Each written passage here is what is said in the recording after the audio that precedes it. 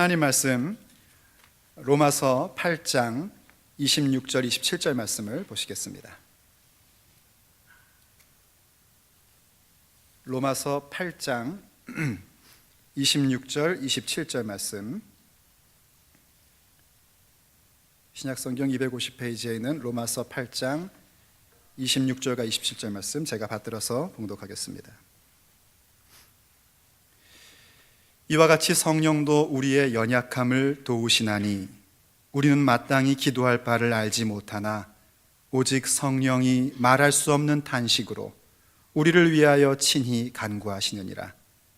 마음을 살피시는 이가 성령의 생각을 아시나니 이는 성령이 하나님의 뜻대로 성도를 위하여 간구하심이니라. 아멘. 오늘도 하나님께서 우리 가운데 은혜 베풀어 주실 줄로 믿습니다. 아까 우리 찬양 드린 대로 우리가 우리 쓸 것 알지 못해도 하나님께서 그 모든 것을 채워주시는 줄로 믿습니다. 그러므로 오늘도 여러분들이 더욱더 하나님을 알매 대하여 구할 수 있는 복된 심령이 되기를 축복합니다. 교회 역사 속에서 성 어거스틴이라는 사람이 있습니다. 본래 얘기할 때는 아우구스투스, 상투스, 아우렐리우스, 아우구스투스 이렇게 얘기하는데 우리가 흔히 그냥 성 어거스틴이다 하는 분이 있는데요, 그분이 참회록이라는 글을 써서 우리에게 많은 감동을 주고, 그분이 5세기 때의 기독교인으로 활동했음에도 불구하고 21세기를 사는 사람들에게도 많은 감동을 주는 것이 사실입니다. 그분의 어떤 그 에피소드 가운데 이런 얘기가 있습니다. 이분이 그리스도인이 된 다음에 하나님에 대한 알을 알아가다가 이 삼위일체에 대한 것에 대한 깊은 묵상을 하게 된 겁니다. 그래서 나중에 삼위일체론이라는 책도 쓰게 되는데요, 그것을 굉장히 고민하고 어떻게 이해할 것인가를 막 고민을 하는데, 여러분도 아시다시피 삼위일체론이라는 게 얼마나 머리가 아픈 얘기입니까? 힘이 들잖아요. 그래서 하루는 머리도 식힐 겸해서 바닷가를 거닐었답니다. 근데 바닷가를 거니는데 어떤 조그마한 애가 조그마한 웅덩이를 파놓고 조개 껍데기로 바닷물을 열심히 갖다가 옮기는 거예요. 막 부지런히. 그래서 이제 잠시 그 아이를 보면서 망중한에 빠지면서요, 얘가 뭐하나 하고 보다가 애한테 물었답니다. 야 얘야 뭐하냐 너? 그랬더니 이 아이가 어거스틴을 쳐다보지도 않고, 어른이 묻는데 쳐다보지도 않고 계속해서 그냥 바닷물을 계속 부지런히 옮기면서 그러더래요. 저 바닷물을 전부 다 여기다가 다 담으려고 그래요. 그러더라는 겁니다. 그래서 어거스틴이 참 그 녀석이 당돌하기도 하고 귀엽기도 해서 뭐라고 말은 못하고 혼자서 속으로 생각을 했답니다. 야, 참 저 녀석 저 넓은 바다를 어찌 지가 파놓은 조만한 웅덩이에다가 다 담겠다고 하나. 그 녀석 웃기네. 그것도 조개 껍데기 가지고 어린아이가 말이야 하는 순간 자기 자신을 그 가운데 투영하면서 보게 됐답니다.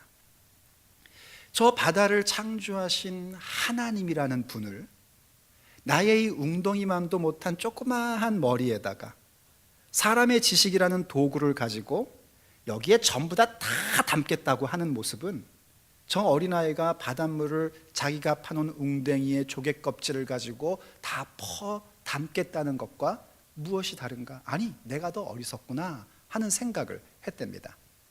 과연 하나님의 삼위일체 되심을 우리가 배운다, 이해한다 하는 것은 쉽지 않은 일입니다. 참 복잡한 얘기입니다.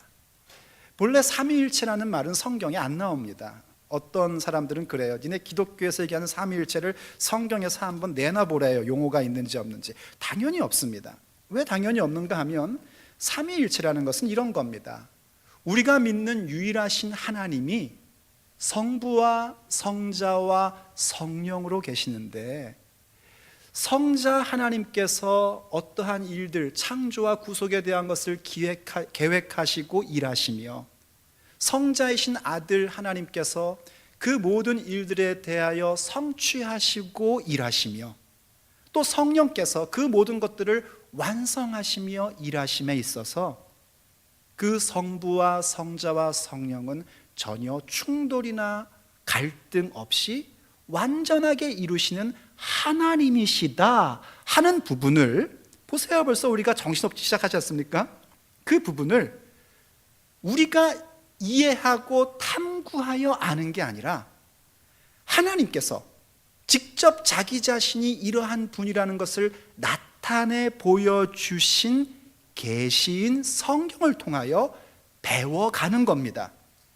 배워가면서 그거 제가 좀 전에 쭉 얘기했던 내용들을 매번 얘기하기 힘드니까 우린 이러한 것을 삼위일체다, 영어로는 트리니티다 라고 말한다 한 신학적 용어 혹은 신앙 고백적 용어입니다.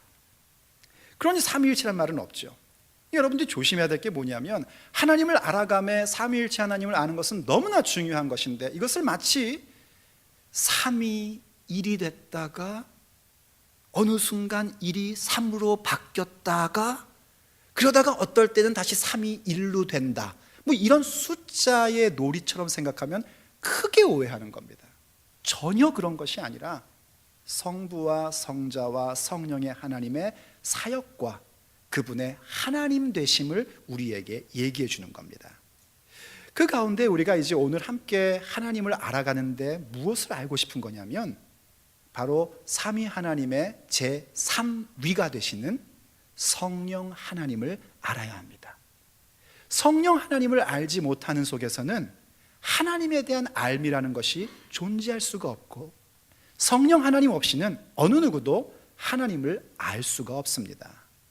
성령 하나님은 어떠한 분인가? 그분은 마치 우리가 지금까지 하나님을 알매 대하여 성부와 성자에 대해서 창조와 구속을 통하여 성부 하나님의 역할과 성자 하나님의 역할이 있었고, 이 모든 역할이 절대 분리될 수 없으며 하나로 존재했던 것처럼 성령께서도 창조의 하나님이시고 또한 구속의 하나님이시라는 점입니다. 언제부터 그러셨는가? 태초부터 그러셨습니다. 처음부터 그러셨습니다. 원래부터 그러셨습니다. 창세기 1장 1절 2절과 또 시편 33편 6절 말씀을 보면 이렇게 우리에게 얘기를 해줍니다. 창세기 1장 1절 2절, 우리가 잘 아는 말씀이죠. 태초에 하나님이 천지를 창조하시니라. 땅이 혼돈하고 공허하며 흑암이 깊음 위에 있고 하나님의 영은 수면 위에 운행하시니라 하고 얘기를 했습니다. 또 시편 33편 6절은요, 여호와의 말씀으로 하늘이 지음이 되었으며 그 만상을 그의 입기운으로 이루었도다 하고 말씀을 주십니다. 자, 우리가 이미 성부 하나님에 대한 것 함께 묵상을 나눴고요, 또 성자 하나님이 말씀이신 하나님이었다. 태초에 계셨던 그 말씀은 단순한 언어라는 추상적 개념이 아니라 하나님이구나, 말씀이신 하나님, 바로 제2위이신 예수님이구나 하는 걸 배웠습니다. 그럼 성령은 어디 계시는가 했더니 1장 2절에서 하나님의 영은 수면 위에 운행하셨답니다. 이 말은 참 신비로운 얘기입니다. 그런데 신비로운 것으로 끝나는 것이 아니라 너무너무나 중요한 얘기입니다. 이 수면이라는 건 뭐냐면 물 위라는 것인데요, 아직까지 우리가 눈으로 보고 있는 물에 대한 창조 이전에 어떤 물에 대한 개념을 성경이 얘기를 해주고 있는 겁니다. 그때 그 물의 개념은 뭐냐면 사람의 생명을 살리고 모든 만물의 생명을 살리는 그런 물의 개념입니다. 흙만 있어가지고는 생명이 없죠. 그 흙에 물이 들어갈 때 생명을 만드는 겁니다.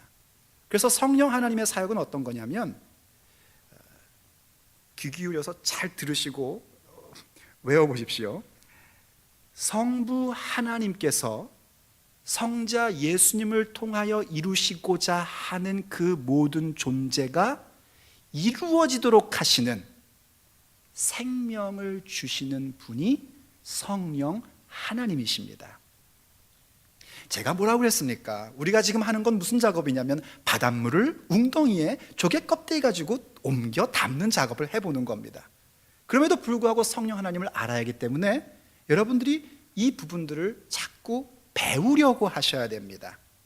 제가 단언컨대 우린 이해를 못할 겁니다. 그렇지만 배울 수는 있습니다. 그 배운 것을 받아들인 것, 그걸 믿음이라고 얘기하는 겁니다. 그래서 성령 하나님이 그렇게 생명을 주시는 분이라는 사실에 대해서 우리가 믿음으로 받아들일 수 있어야 됩니다. 무슨 얘기인고 하니, 여러분이 창세기를 읽어보셨습니까? 읽어보시면 알지만은요, 하나님께서 에덴 동산을 창설하셨을 때에 그 에덴 동산의 특징 가운데 중요한 핵심이 뭐냐면 사방으로 강물이 흘러내리는 겁니다. 그래서 온 사면을 전부 다 풍요롭게 만드는 게 바로 이 물입니다. 또 에스겔서를 통하면 성전에서 물이 흘러나오면서 사람들에게 생명을 줍니다. 크리스찬으로 상징되는 에스겔이 성전에서 흘러나오는 물 속에서 처음에는 발목, 무릎, 허리, 가슴 완전히 잠겨서 자유롭게 그 속에서 수영하며 살아가는 모습, 생명을 상징하는 게 바로 이런 물에 대한 것입니다. 바로 여기에 성령의 중요함이 있습니다. 성령 하나님을 안다는 게 왜 그렇게 중요한가? 이런 겁니다, 여러분. 이제 오늘 어쩌다가 이렇게 오신 분들은 무슨 얘기인가 싶으시면은 그 홈페이지를 좀 이용해 주시고요. 제가 하나님의 공동체성을 계속해서 얘기했던 거 기억하십니까? 아무도 기억 못하면 제가 절망하니까 기억하는 척이라도 좀 해주시면 좋겠네요. 하나님의 공동체성, 우리의 형상 따라 우리의 모양대로 사람을 만들자 했을 때 그 우리이심, 제가 이번 설교 준비하면서 용어를 조심해야 되겠다는 게 우리 되심이 아니라 우리이심입니다. 아니었던 게 우리 된 게 아니라 본래부터 우리이심. 그래서 공동체성이라는 게 있는 겁니다. 그러니까 하나님의 공동체성이라는 부분들이 있을 때 공동체성이라는 게 뭡니까? 그냥 모여있다고 공동체성이 되는 것은 아닙니다. 모였다고 공동체라고 얘기할 수가 없어요. 그게 우리가 되는 게 아닙니다. 공동체성이라는 것은 그 안에 교제가 있고 사랑이 있고 생명이 있을 때에 공동체성이 존재한다라고 얘기하는 겁니다.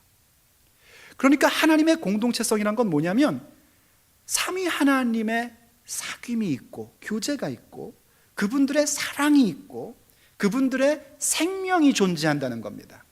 그래서 하나님의 형상 따라 하나님의 모양대로 지음받은 것에 있어서 우리의 눈, 코, 입이 닮았다는 얘기가 아니라 하나님의 공동체성을 우리가 닮은 것이다. 하나님의 그 우리이심에 대하여 우리가 지금 그 형상 따라 모양대로 지음받은 것이다 할 때는 바로 하나님의 사귐과 하나님의 생명과 하나님의 사랑이심이 그 형상과 모양이 우리에게 주어져 있다는 겁니다.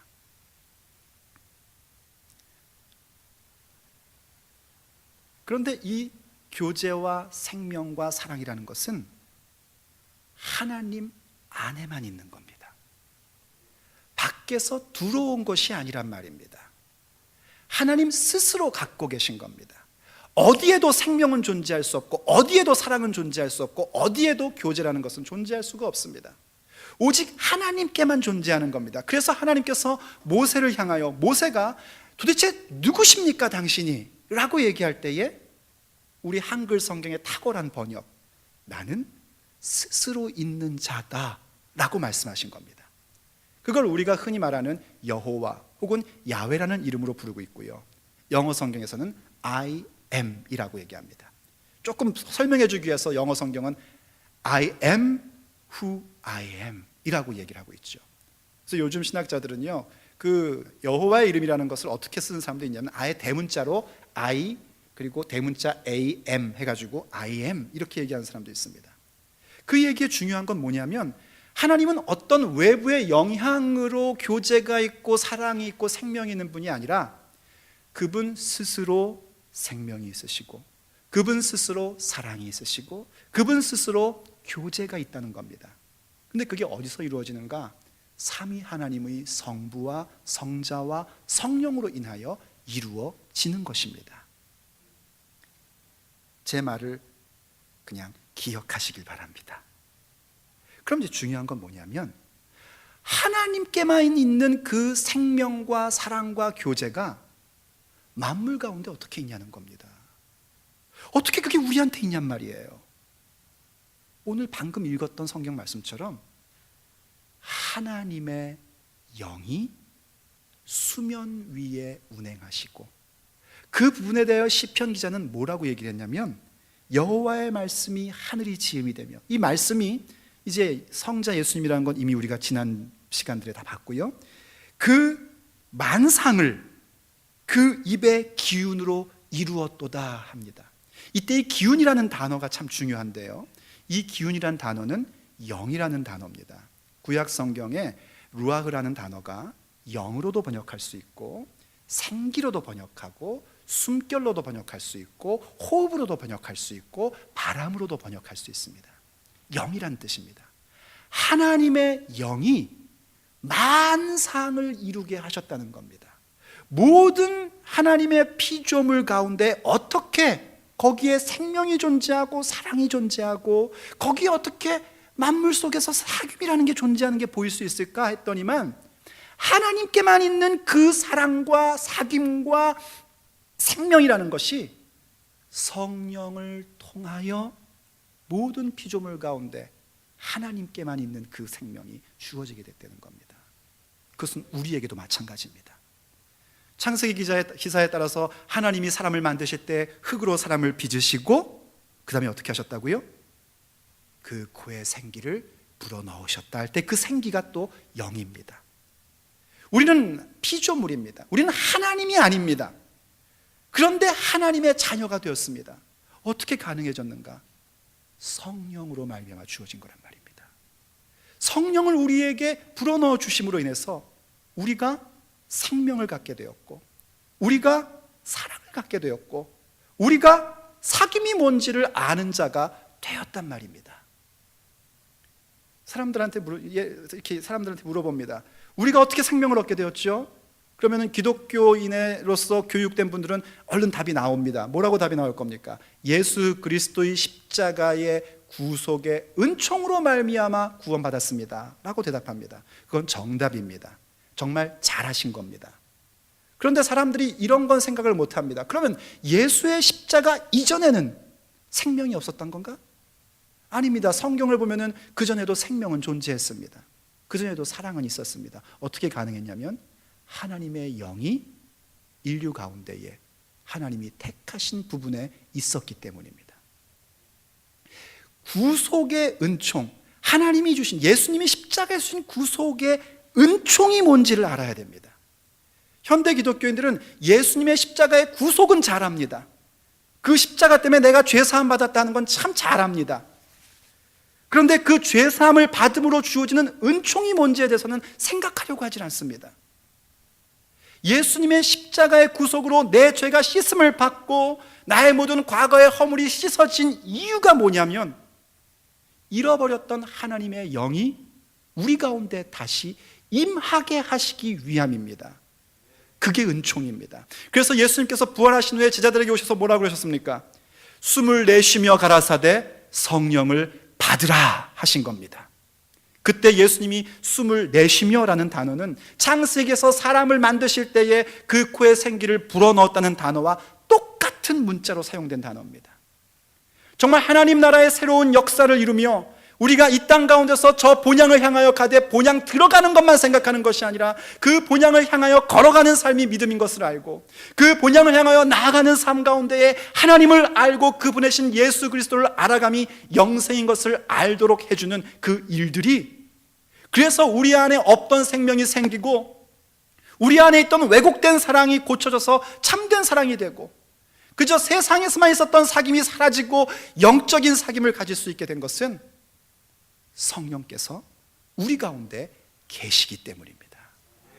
그래서 성령 하나님이 중요한 겁니다. 그래서 현대 기독교인들이 성령 하나님을 알지 못하면 요령을 모르는 겁니다. 여러분, 요령이라는 단어 아십니까? 저는 요령이라는 단어를 대학교 때 처음 알았는데, 요령이란 게 옛날 이런 겉옷을 보면은 왜 이렇게 여기에 뭐가 있잖아요. 이렇게 옷걸이에 걸라고 하는 거, 그걸 요령이라고 한대요. 그러니까 옷을 걸 때 그냥 아무데나 휙 던져버리면 잘 안 걸려지니까 여기다 탁 해갖고 탁 걸면 예쁘게 딱 걸려지잖아요. 그게 요령이래요. 성령 하나님을 알지 못하면 신앙의 요령이 뭔지를 모르는 겁니다. 정말 성령 하나님을 의지하며 살 수 있어야 됩니다. 그런데 이제 이렇게 얘기하다 보면, 자, 하나님께서 우리에게 생명과 사랑과 사귐을 주는 역할로서 성령을 우리에게 주셨고, 예수님도 성령을 받으라 얘기를 하시고, 성령이 너에게 선물로 주시리라 뭐 이런 얘기들 때문에 어떤 이단들처럼 성령을 마치 어떤 기운이나 물건처럼 어떤 파워, 힘, 능력 이런 걸로 자꾸 오해하는 경우들이 있습니다. 오해할 만도 합니다. 왜냐하면 성령은 눈에 보이지 아니하시고 우리 가운데 정말 새로운 기운을 주시고 하나님으로부터 말미암은 능력으로 존재하시기 때문입니다. 그런데 그런 기운과 능력과 선물로서 표현되었고 그러한 일들이 있다 할지라도 성령은 인격이신 하나님이십니다. 이 부분들을 또한 놓치면 안 됩니다. 마치 우리가 예수님을 이해할 때 예수님의 신성과 인성이 어떻게 한 존재 속에, 인격 속에 두 존재가 있을 수 있는가, 하나님이 본래 그러한 분이시고 우린 그걸 배우고 받아들이는 자가 돼야 된다, 곧 믿는 자가 돼야 된다 했던 것처럼요, 성령께서 어떤 기운으로 나타나시고 능력으로 나타나시는 부분들이 분명히 있지만 그럼에도 불구하고 그분은 동시에 바로 하나님이시고 인격이시다 하는 부분들을 배우고 받아들이셔야 합니다. 예수님께서는 그 부분을 강조하고 싶으셨습니다. 그래서 요한복음에서 이렇게 말씀을 하셨습니다. 요한복음 14장 16절 17절 말씀, 내가 아버지께 구하겠으니 그가 또 다른 보혜사를 너희에게 주사 영원토록 너희와 함께 있게 하리니 그는 진리의 영이라. 세상은 능히 그를 받지 못하나니 이는 그를 보지도 못하고 알지도 못함이라. 그러나 너희는 그를 아나니 그는 너희와 함께 거하심이요 또 너희 속에 계시겠음이라. 아멘. 또 다른 보혜사라고 했어요. 왜 또 다른 보혜사라고 하셨냐면 예수님 자신도 보혜사이기 때문입니다. 이 보혜사라는 의미는 번역에 따라서 어떻게 번역될 수 있냐면 위로자, 상담자, 돕는 자, 혹은 조언자, 혹은 동지, 또는 아주 노련한 친구, 이렇게도 번역이 될 수 있는 단어입니다. 공통점은 뭐냐면 물건이나 기운이 아니라 인격이라는 겁니다. 성령께서는 인격이신 하나님이라는 겁니다. 그래서 이 영이라는 단어도요, 참 재미있는 게 뭐냐면 우리 한글 성경에는 정확히 안 나오지만 진리의 영 할 때 그 영이라는 단어는 보통 영을 따로 얘기할 때는 이게 성경 용어는 명사에 성이 있어요. 남성, 여성, 중성 이런 게 있거든요. 본래 중성인데 여기서는 남성 명사를 사용하고 있고, 그렇기 때문에 대명사를 받을 때도 그것이라고 받지 않고 그라고 받는 겁니다. 그래서 성령은 그것이 아니라 그분이시다 하는 부분들을 여러분들은 명심하셔야 됩니다. 이렇게 성령께서 삼위일체 하나님께만 있는 생명과 사귐과 그 사랑을 만물 가운데 있게 하시고 더군다나 우리 가운데 있게 하십니다. 아버지께서 계획하신 대로 예수 그리스도의 십자가의 그 사역을 통하여 우리 가운데 존재하시는 겁니다. 그렇게 함으로 생명이 주어져 있고 우리에게 하나님의 능력이 주어져 있고, 그럼에도 불구하고 하나님이신 성령은 우리의 하나님이시며 인격이 되신단 말입니다. 그래서 우리를 어떻게 만들어 가시는가?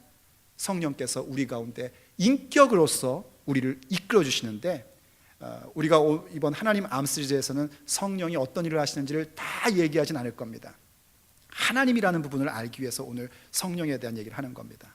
근데 어떻게 일하시면서 우리에게 인격인 것을 나타내시냐면 예수님이 세 가지의 부분을 우리에게 알려주셨습니다. 우선 첫째로는 요한복음 14장 26절입니다. 보혜사 곧 아버지께서 내 이름으로 보내실 성령, 그가 너희에게 모든 것을 가르치고 내가 너희에게 말한 모든 것을 생각나게 하리라. 보혜사께서 뭐 하시냐면 가르쳐 주신답니다. 과연 나에게 있는 생명이 어디로부터 온 것인지, 하나님이 어떠한 분이신지 가르쳐 주신대요. 그럼 우린 뭐 해야 되죠? 가르쳐 주면 배워야지 됩니다. 가르쳐 주면 배워야 합니다. 그리고 성령께서 또 어떻게 하시냐면 예수님께서 하신 말씀을 생각나게 해주신대요. 여러분, 아이들은 자꾸 잊어버리죠. 그럼 부모가 뭐 해줍니까? 옆에서 생각나게 해줍니다. 그걸 아이들은 전문 용어로 잔소리라고 얘기하는데, 우리는 잔소리가 아니라 생각나게 해주는 겁니다. 네가 지금 무엇을 해야 되는지 생각나게 해주는 거예요. 성령께서 그렇게 하신단 말입니다. 중요한 건 뭐냐면 생각나게 해주시는 분이라는 겁니다. 생각나게 해주시는 사건이 아니라 생각나게 해주시는 분이에요. 그래서 우리가 성령을 의지하며 살아야 되는 겁니다. 왜냐하면 우리는 자꾸 잊어버리잖아요. 저도 자꾸 잊어버려요. 여러분도 자꾸 잊어버리죠. 가라지 갔다가 왜 왔는지 잘 몰라가지고 다시 집에 들어가고, 뭐 냉장고 문 열었다가 뭐 찾으려고 그랬지 하다 닫고, 애들이 옆에서 비웃잖아요. 근데 우린 그래요. 그럼 아이들은 안 그렇습니까? 애들도 똑같아요. 보면은요, 뭐 해야 될지를 몰라요. 그런 우리들에게 성령께서 인격적으로 가르쳐 주시고 생각나게 하신단 말입니다. 그럼으로써 하나님께 있는 그 생명, 하나님에게만 있는 생명이 우리 가운데 거하고 있음을 확인시켜 주신단 말입니다. 그리고 성령이 또 뭐 하시는가? 요한복음 16장 8절 말씀에 예수님께서 이 말씀을 하실 때에는 예수님이 떠나가고 그리고 성령 보혜사를 보내시는 것이 너희들에게 유익이다 하시면서 하신 말씀이, 그가 와서 죄에 대하여 의에 대하여 심판에 대하여 세상을 책망하시리라 하고 말씀하셨습니다. 성령께서 뭐 하시냐면 책망을 하신단 말입니다. 뭐가 잘못된 것인지 책망해 주세요. 여러분, 하나님의 공동체성 속에 존재하는 게 생명이요 사랑이요 관계라고 제가 설명을 드렸죠. 거기서 생명이라는 것이 참 중요한데요, 생명 안에는 뭐가 있냐면 정의가 있습니다. 정의가 없는 생명은 생명일 수가 없습니다. 그냥 우리의 이 육체의 생명만 생각해도요, 이 육체 가운데 정의, 바른 것, 옳은 것이 깨지기 시작하면 육체의 생명력이 쇠잔되기 시작하죠. 그런 것처럼 생명이라는 것은 정의로 말미암아 존재하는 겁니다. 그래서 하나님은 정의로운 분이십니다. 사랑이라는 것도 마찬가지입니다. 사랑에는 선함이라는 게 있어야 진짜 사랑입니다. 사랑이 그냥 우리가 생각하는 그 뜨거운 느낌과 감정이 아니라 선한 것을 추구하는 겁니다. 기쁜 것을 찾다, 기뻐하는 것입니다. 그래서 사랑 가운데는 선함이 없으면 더 이상 사랑이 아니라 그것은 사람을 망가뜨리는 요소가 되어버리는 겁니다. 그런데 그 선함과 정의라는 것이 우리에게 딱 비춰지기 시작하면 우리가 무엇이 잘못된지 나타나기 시작을 합니다. 그래서 근실한 부모가 자녀를 책망하듯이 성령께서는 그 인격이신 하나님께서 우리에게 주어져 있는 그 생명의 풍성함을 위하여 책망하시는 겁니다. 책망하세요. 그리고 또 뭐 하시는가? 요한복음 16장 13절이요. 그러나 진리의 성령이 오시면 그가 너희를 모든 진리 가운데로 인도하시리니 그가 스스로 말하지 아니하고 오직 들은 것을 말하며 장래일을 너희에게 알리시리라 하고 얘기해 주십니다. 결국 뭐 하시냐면 우리를 진리 가운데로 인도해 주신다는 겁니다. 책망만 실컷 하고 가서 콱 죽어라 이러면 성령 아닙니다. 혹시 여러분이 어느 집회를 가든 무엇을 하든 마음에 죄책감만 생기면 그건 성령의 역사가 아닙니다. 성령께서는 잘못된 게 무엇인지 어미 꾸주신 다음에는 반드시 우리를 진리 가운데로 회복시켜 주십니다. 그래서 성령이 너무나 귀한 분인 것입니다. 우리가 예수님 바라보지 못하고 실패할 때에, 또 낙심할 때에 성령께서 우리 가운데 위로하시고 그렇게 우리를 진리 가운데로 인도해 주시는 거예요. 그리고 오늘 아까 읽었던 로마서의 본문처럼 뭐 하시냐면 우리가 뭘 구해야 될지도 모르는 인생인데 우리 속에서 말할 수 없는 탄식으로 간구하며 기도해 주시는 겁니다. 우리가 무엇을 구해야 될지 모를 때 하나님의 뜻대로 우리를 위해서 기도해 주심으로써 우리가 정말 하나님의 생명과 하나님의 사랑과 하나님의 사귐을 그대로 부여받은 사람으로서 회복된 존재로서 살게끔 하시는 겁니다.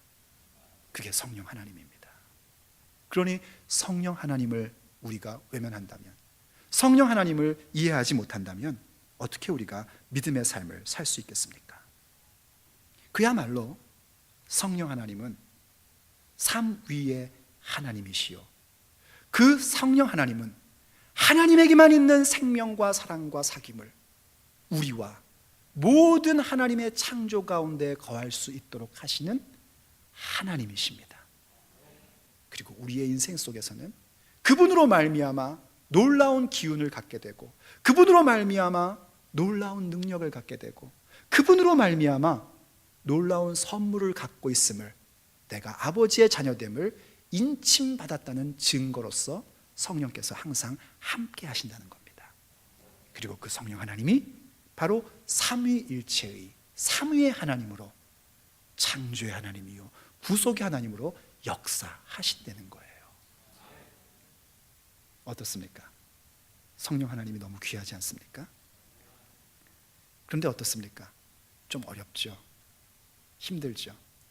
저도 오늘 말씀을 준비하면서 어떻게 짧은 30분 안에 이 성령 하나님을 나보러 설명하시는 건가, 어쩌라시는 건가 하는 고민을 참 많이 했습니다. 그래서 가장 중요한 부분만을 여러분이 알아들을 만한 말로 제가 펼쳐드린 겁니다. 그러면서 제가 다시 설교 원고를 읽고 또 읽고 또 읽고 또 읽고 하면서 무슨 생각을 했냐면, 그래도 쉽지는 않다. 오늘 성도들이 많이 주무시겠다 했는데 여러분이 별로 안 주무셔요. 저는 지금 굉장히 큰 기적을 보고 있습니다. 어렵습니다. 근데 어려운데, 그럼 이렇게 한번 생각해 보십시오. 제가 이 성령 하나님과 삼위일체를 얘기할 때 좋아하는 그 예화 중에 하나가 이겁니다. 어느 날 지네와 구더기가 만났답니다. 본래 지네가 구더기를 잡아먹고 산대요. 구더기가 얼마나 무서웠겠습니까? 지네를 만나는 순간에. 근데 그날 이 구더기가 너무 궁금한 게 있어서 지네한테 물었답니다. 지네님 하나만 알려주세요. 지네님은 다리가 참 많은데 그 다리로 기어가시면 마치 이건 달려가는 것 같습니다, 정말. 그런데 저는 너무 궁금한 게 뭐냐면, 지네님의 그 많은 다리들 가운데에 첫 번째로 뛰는 다리는 과연 어떤 다리입니까? 왼쪽과 오른쪽 가운데에 1, 2, 3, 4, 5, 6, 7, 8번 중에 왼쪽 1번입니까? 오른쪽 1번입니까? 그리고 첫 번째로 뛰면 두 번째로 떼는 발은 몇 번입니까? 세 번째는 몇 번이고요? 네 번. 어떤 순서에 의하여 그렇게 발이 바바바바박 움직여가지고 그렇게 빠르게 움직이십니까? 했더니 지네가 딱 보니까 정말 다리가 많더래요. 정말 많잖아요. 그러니 얼마나, 그리고 한 번도 생각 안 해본 거를 얘기를 하니까 막 헷갈리더래요. 내가 정말 어느 발부터 움직이지? 했는데 이게 꼬이기 시작을 하니까 꼼짝을 못 하겠더란 말입니다. 그래서 구더기가 답을 기다리다가 지루해가지고 기어서 도망을 갔대요. 그래도 이 지네는 움직이지를 못했답니다. 그리고 하루해가 탁 지나가다가 문득 한 생각이 탁 떠오르면서 그 다리를 가지고 하고 기어서 달리듯이 갔답니다. 그때 가졌던 생각이 뭐였냐면 이거래요. 나는 무슨 순서로 하는지는 모르지만 원래 다리로 기어. 이 생각 하나가 지네로 하여금 다시 기어갈 수 있게끔 만들었답니다. 삼위일체 성령 하나님 어려우시죠? 네, 어렵습니다. 정말 성경을 평생 연구하고 이것으로 정말 제 인생을 건 사람도 쉽지 않다 하고 여기는 부분입니다. 그렇다면 여러분, 이렇게 생각하십시오. 하나님은 본래 삼위의 하나님이시다. 어떻게 그분이 삼위의 일체인지 모르지만 본래 삼위일체시다. 성령님은 기운으로 느껴지고 능력으로 느껴지고 선물이라고 표현했지만 그냥 하나님이시다. 성령 하나님은 창조의 하나님이시고 성령 하나님은 구속의 하나님이시다. 성령 하나님으로 인해서 우리는 생명을 갖게 되었고, 성령 하나님을 말미암아 우리는 사랑을 갖게 되었고, 성령 하나님으로 인하여 우리는 사귐이 뭔지를 아는 자가 되었다. 그것도 어렵다고요? 그렇다면 이것만 생각하십시오. 성령은 하나님이시다. 삼위일체의 하나님이시다. 성령은 진리의 영이시니까 난 성경 볼 거고, 성령은 우리를 위하여 말할 수 없는 탄식으로 기도하시니까 난 성령 안에서 기도할 거야. 요것만이라도 외우십시오. 그러면 제가 비학점은 드리겠습니다. 성령은 우리가 꼭 기억해야 되고 알아야 할 우리의 생명을 주시는 하나님이십니다. 기도하시겠습니다. 사랑하는 하나님, 본래부터 삼위일체이신 하나님, 본래부터 아버지와 아들과 성령으로 존재하시며 우리이심으로 계신 하나님, 우리가 그 하나님을 배우며 알아갑니다. 저희의 이 작은 머리로 그 크신 하나님을 다 담는다는 것은 애초부터 불가능한 걸 알고 있습니다. 그렇게 우리가 겸손한 마음을 가지고 하나님이 직접 하나님 자신을 나타내어 보여주신 그 모습 그대로 우리가 배우며 받아들이고 믿습니다. 성령 하나님, 그토록 겸손하시고 보이지 않게 우리 가운데 하나님의 공동체성을 이루게 하시니 감사드립니다. 성령 하나님, 진리의 영이시니 우리가 말씀 가운데 거하겠습니다. 성령 하나님, 우리를 위하여 간구하시는 영이시니 우리도 성령 안에서 기도하겠습니다. 하오니 성령 하나님의 그 사역이 우리 가운데 거룩하게 이루어지게 하여 주옵소서. 그야말로 성령의 교통하심이 우리 가운데 이루어지게 하여 주시옵소서. 우리 주 예수 그리스도의 이름으로 간절히 기도 올립니다. 아멘. 마라나타 주 예수여 어서 오시옵소서.